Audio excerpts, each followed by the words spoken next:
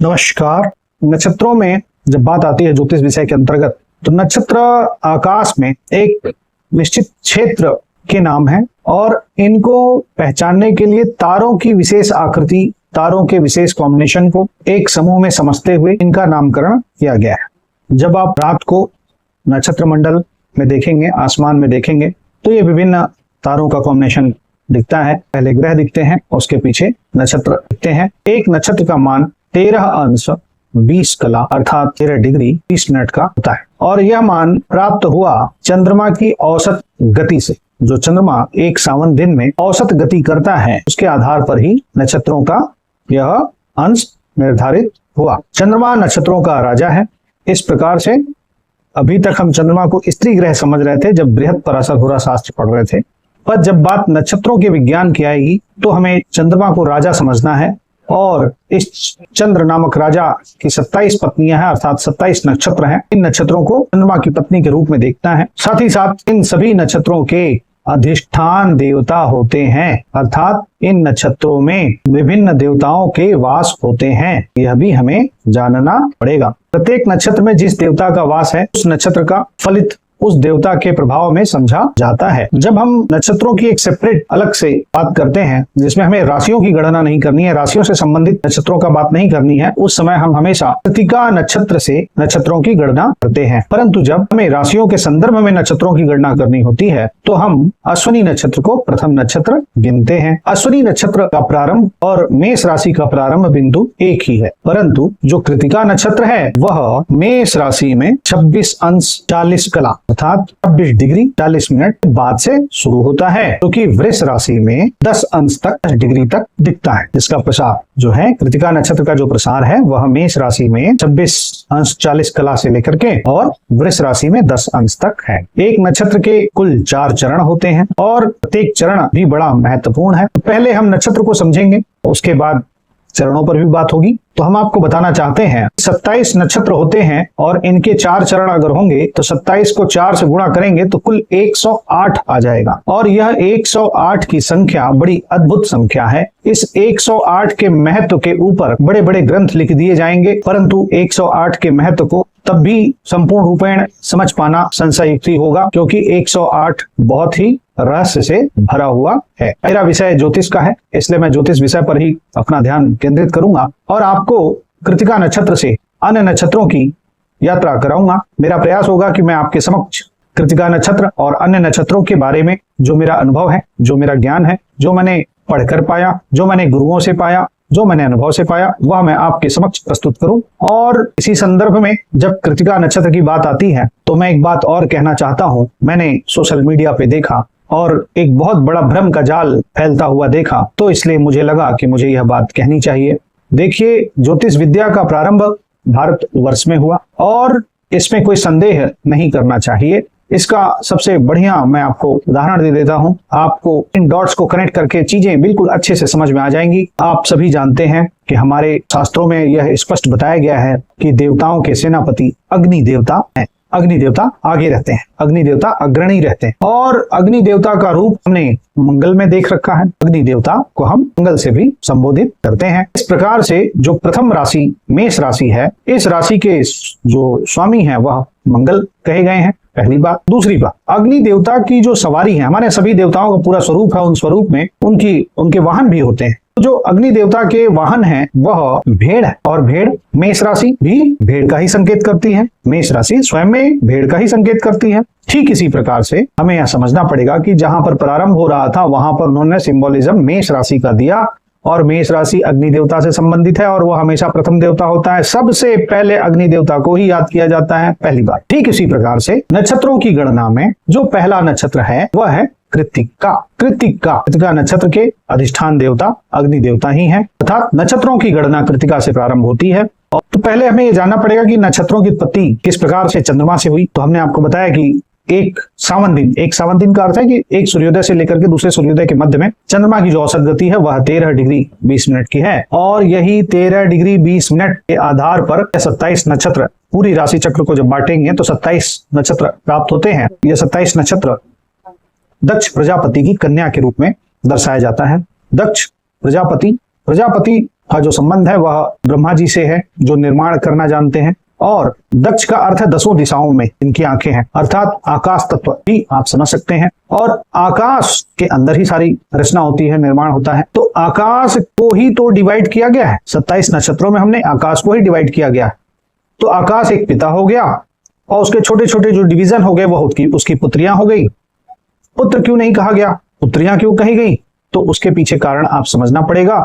चूंकि यह नक्षत्र रात को दिखते हैं, चूंकि इनमें से अधिकतर नक्षत्रों का स्वभाव सौम्य है, सुखद है और रात्रि को दिखते हैं, इसलिए यह पुत्रियां हैं। ये चीज जो मेटाफोर है, एस्ट्रोलॉजी या जो भी हमारे भारतीय ग्रंथ हैं, इनके अंदर मेटाफोर बहुत है, रूपक बहुत है। आपको ज्ञान सीधा सीधा ना दे करके पहेलियों में रूपक के रूप में दिया गया है, और आप इन रूपकों को, इन पहेलियों को जितने अच्छे से समझ पाएंगे उतना अच्छा आप ज्योतिष जान पाएंगे। इसके लिए बहुत आवश्यक है कि आप श्रद्धावान बने। जब आप शास्त्र के प्रति श्रद्धावान बनेंगे तो स्वतः आपको सारा ज्ञान मिलना शुरू हो जाता है।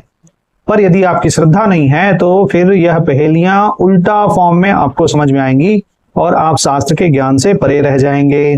तो ये भी जानना बहुत जरूरी है कि 27 नक्षत्र दक्ष प्रजापति की कन्याएं हैं और इनका राजा क्यों, क्योंकि प्रत्येक रात को चंद्रमा एक नक्षत्र के साथ रह रहा है, इसलिए जो रहता है रात दिन किसी के साथ, तो एक जो चमकता हुआ है वह पुरुष है और जिसके साथ रह रहा है वह स्त्री हो गया। इस तरीके से चूंकि वह प्रजापति की कन्या है तो वह स्त्री है और चंद्रमा को वहां पर पुरुष की संज्ञा दी गई। अब चंद्रमा प्रत्येक नक्षत्र में 24 घंटे रहता है, परंतु रोहिणी नक्षत्र में थोड़ा ज्यादा देर रहता है, वहां पर उच्च का हो जाता है।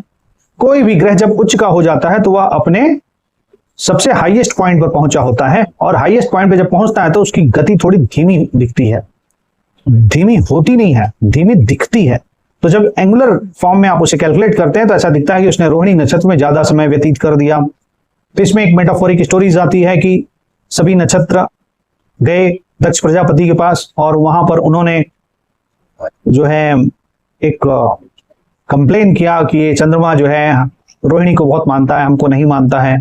तो वहां पर जो है दक्ष प्रजापति ने उनको यह कहा कि ठीक है, तुम यहाँ पर रोहिणी को बहुत ज्यादा मानते हो तो तुम वहां पर सिर्फ 3 मिनट के लिए ज्यादा रहोगे, बाकी तुमको अपना समय अन्य नक्षत्रों में देना पड़ेगा। तो ये मेटाफोरिक स्टोरीज है, इन स्टोरीज को के अंदर छुपे तत्व को समझने की आवश्यकता है।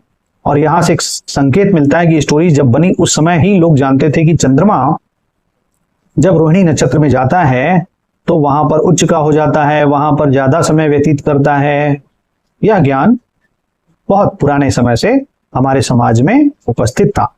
तो हमने ये जाना कि 27 नक्षत्र हैं जो कि चंद्रमा की औसत गति से प्राप्त हो रहे हैं और चंद्रमा इनका राजा है। अब हमें यह भी पता चला कि इन सभी देवता नक्षत्रों के अधिष्ठान देवता हैं, साथ ही साथ इन सभी नक्षत्रों की अपनी एक विशेष आकृति है। अब देखिए यह आकृति कुछ भी नहीं बता दी गई है, आप डिफरेंट डॉट जोड़ करके कोई भी आकृति की कल्पना कर सकते हैं, परंतु यह जो आकृति हमारे शास्त्रों में बताई गई है वह आकृति इन नक्षत्रों के स्वरूप को, स्वभाव को समझते हुए बताई गई है, ये आकृतियां दर्शाई जाती हैं। ये चीज भी बहुत विशेष रूप से समझने की है। जैसे कृतिका नक्षत्र के लिए उस्तरा का नाम लिया जाता है, कई लोग उसे कटर का नाम बोलते हैं। तो ये उस्तरा के फॉर्म में जब बात कही जा रही है तो वो उस्तरा को भी समझने की आवश्यकता है कि उसकी सिंबोलॉजी क्या है, इसके पीछे इसके सिंबल में जो ये प्रतीक बताए जा रहे हैं, इन प्रतीकों का जो है दार्शनिक महत्व का है, क्या है, इनसे क्या हम सूचना ग्रहण करते हैं।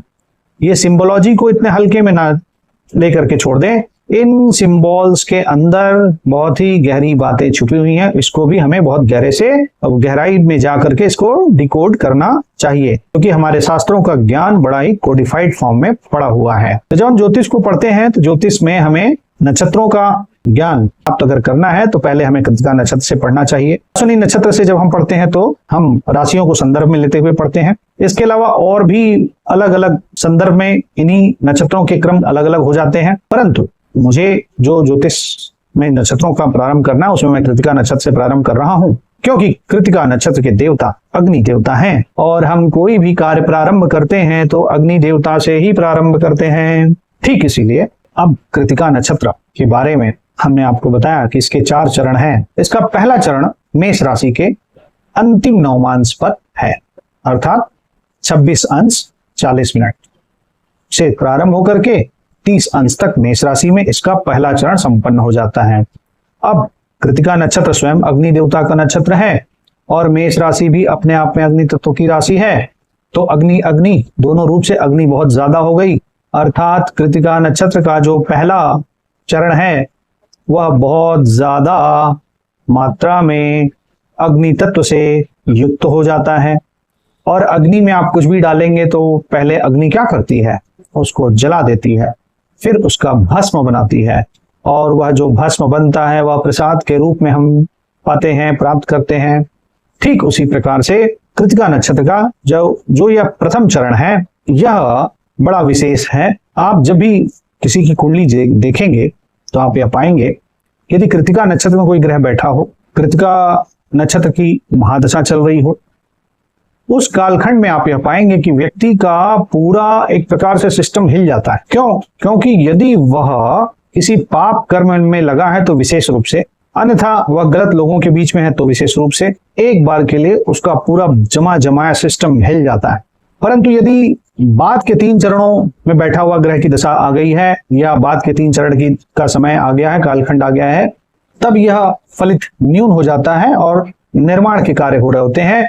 तो आप यह समझिए कि जैसे कि कोई अग्नि में जाएगा तो पहले झुलसेगा, पहले तपेगा, पहले तपस्या आएगी। ठीक उसी प्रकार से कृतिका नक्षत्र के प्रथम चरण पर बैठा हुआ ग्रह व्यक्ति को जीवन में तपस्या प्रदान करता है, व्यक्ति को तपाता है, व्यक्ति के पास जो कुछ भी है एक बार के लिए पूरा ट्रांसफॉर्मेशन उसका हो जाता है और वहां से एक नई प्रक्रिया चालू होती है, जीवन में नई चीजें प्रारंभ होती हैं। कृतिका नक्षत्र के जो लोग होते हैं सामान्यतः जीवन में नई चेतना, नई बातों के लिए, नई अवधारणाओं के लिए जाते हैं। ऐसे लोग नई बातों के लिए, नई अवधारणाओं के लिए बड़े उत्सुक रहते हैं और बड़े मेधावी होते हैं, बड़े तीव्र होते हैं, बड़े तेजस्वी होते हैं। जब कृतिका नक्षत्र के बाद के 3 चरण की बात आती है तो यह बाद के 3 चरण आ जाते हैं वृष राशि में, और वृष राशि में यह तीनों चरण कृतिका नक्षत्र के बड़े सौम्य हो जाते हैं और व्यक्ति के जीवन में कल्याणकारी हो जाते हैं।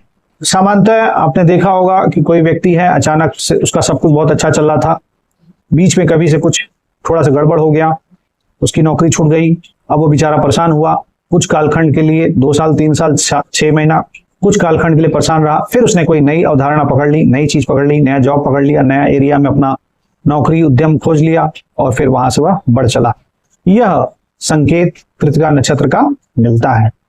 तो लोगों को जब भी कृतिका नक्षत्र में बैठे हुए ग्रह का समय आ जाए तो यह ख्याल रख लेना चाहिए कि उनको अपने पास से जो भी निगेटिव चीजें हैं उनको हटा देना चाहिए या स्वयं से वो हट जाएंगी, और पॉजिटिव चीजें जिससे कि व्यक्ति का कल्याण हो उस दिशा में जीवन आगे बढ़ जाता है। इसी वीडियो के अंतर्गत मेरा अगला वीडियो आप अवश्य देखिए। इसमें मैं कृतिका नक्षत्र से संबंधित अन्य बातें आपके समक्ष प्रस्तुत करूंगा। आज का एक छोटा सा प्रयास था जिसके माध्यम से मैंने आपके समक्ष नक्षत्रों की एक ओपनिंग की है और मैं नक्षत्रों के ऊपर अन्य वीडियो भी लेकर के आऊंगा। आप इसे कृतिका नक्षत्र के साथ साथ नक्षत्रों की एक श्रृंखला का पहला वीडियो समझिए। आगे मैं अन्य नक्षत्रों पर भी वीडियो बना करके आपके समक्ष उपस्थित करूंगा। आपने यह वीडियो देखा, आपका बहुत बहुत धन्यवाद। नमस्कार।